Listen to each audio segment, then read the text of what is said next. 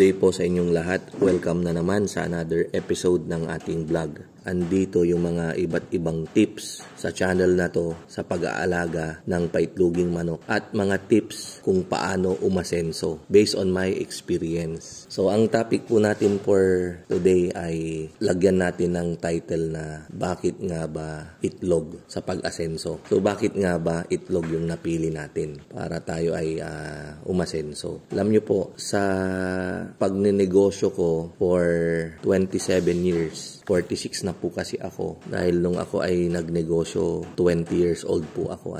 Iba't ibang negosyo yung mga nasubukan ko. Diyan yung pagkatay ng baboy, ibebenta, ipapautang, paglitsyon ng manok, paggawa ng imbutido, pagpapahulog ng mga RTW nun, nag-alaga ng kambing, at marami pang iba. Yung iba hindi ko na maisip. Nag-buy and sell ng mga gadget, nag-alaga ng pugo, nag-contract growing ng broiler, nag-fish pan, lahat naman talaga ng negosyo. Hindi naman palaging kabig, may ups and down ang lahat ng negosyo. Kaya lang itong sa itlog, nung nadiskubre ko, ang kagandahan po kasi nito, araw-araw yung production. Hindi kagaya ni baboy na kapag bumili tayo ng isang biik, papakainin natin yan araw-araw. Ang kita natin dyan ay pagkatapos ng 4 na buwan. Kapag ito ay pwede na nating ibenta. Kapag ibebenta na natin at saka lang natin mahawakan yung pera na ipinuhunan natin. Ang tanong kung kikita na naman. Kasi nga po yung presyo rin ng baboy magalaw yung live weight niya. Kadalasan ng mga nag-aalaga ang sasabihin parang nag-aalkansya lang daw sila ng kanilang pera. Yung kanilang pagod sa pagpapakain hindi nababayaran. Parang nga lang daw alkansya. Para kahit papano may naiipon sila. Pag nagpapadala si Mister, bibili sila ng 5 kilo ng trigo o darak na ipapakain sa kanilang baboy. Pagdating ng 4 months, kapag ibebenta na nila, malalamsam nila yung kanilang ipon. Kung may gusto silang bilhin, yun, nakakabili si nanay ng medyo, halimbawa appliances, matrikula ng anak. Yung sa broiler, alam nyo na rin po yung ganon din po yan. Pag ibebenta na, bagsak yung presyo, hindi lang tayo nag-aalkansya, parang nagpapahingi tayo ng pera, lalo na kapag nag-commercial ka, malulugi ka po.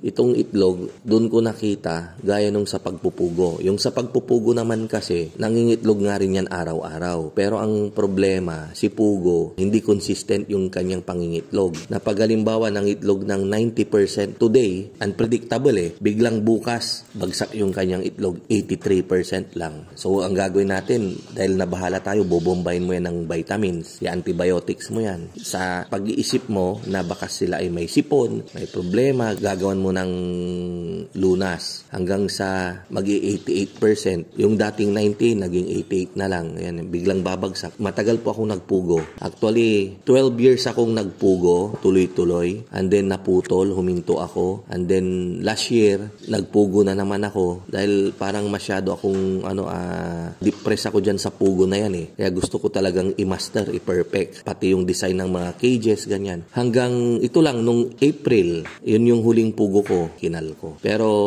yung mga problema na discover ko, ganun pala yun kako after ng napakahabang panahon. Pero yung presyo, na kapag bakasyon, wala pong bibili ng itlog pugo. Kahit na ibagsak mo na yung presyo, may bibili lang kapag yung, halimbawa may party, may birthday, gagawa sila ng chop suey. Yan, in demandang pugo. Konti lang yung kabahayan na regular na bumibili ng pugo sa palengke. Ang market niya, yung kwek-kwek, yung mga restaurant na gagawa ng mga yung may itlog pugo sa kanilang menu. Unlike dito nga po sa itlog na puti, halos lahat tayo talagang kumakain ng itlog. Lalo na ngayon, pasukan na nung Lunes. Siyempre, mas estudyante natin, ang mabilis na iluto ay itlog. Magsiga ka dyan, iano mo yung kawali, madaling lutuin kahit sa panahon ng tag-ulan. Kaya nga po kapag tag-ulan, ang itlog mabilis ibenta. And speaking of mabilis ibenta, ngayon pong buwan ng August ay sobrang umusad yung demand ng itlog dito sa amin. Alam ko ganyan din dyan sa inyo.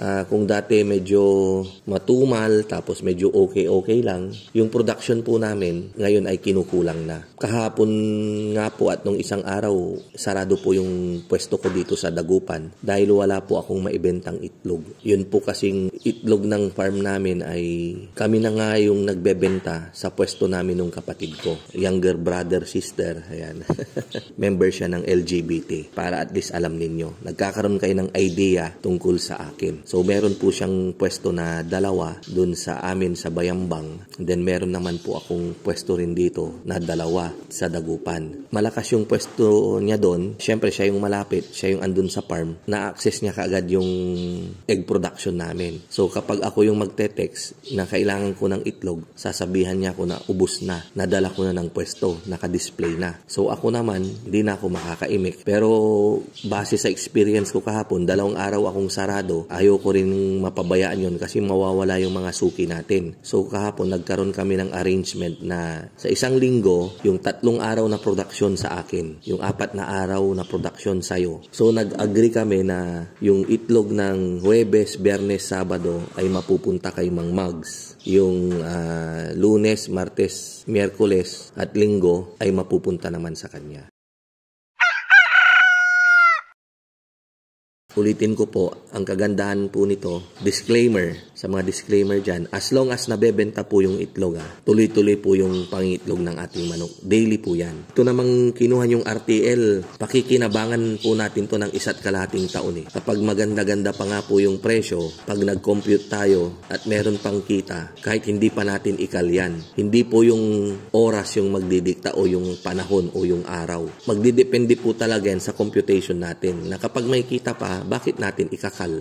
May inaasahan tayo araw-araw. Yun po yung gusto kong i-emphasize. Basta yung palagi ko pong sinasabi, lalong-lalo na sa mga baguhan, sa mga mag-uumpisa pa lang, lalong-lalo na rin yung mga minimal, yung kapital, yung naghahanap ng dagdag at alternatibong pangkabuhayan, subukan nyo po ito. Yung sinasabi ko po rito based sa aking experience, or siguro yung mga existing na sa mga subscriber natin na may mga alaga na sila na rin yung magsasabi. Ayan. So siguro one of these days pasyalan ko rin yung mga nabigyan natin ng mga RTL at sila ay mismong i-interview natin kung kumusta nga ba yung kanilang kinikita para may mapanood po tayo dito. So, sa mga andyan lang yung mga maraming vlogs natin. I-search nyo lang yung mga title na interesado kayo at para mapanood po ninyo. So, kita-kita po ulit tayo sa mga susunod kong vlog. Maraming salamat po talaga sa inyong suporta, sa inyong panonood. Mabuhay po tayong lahat at God bless.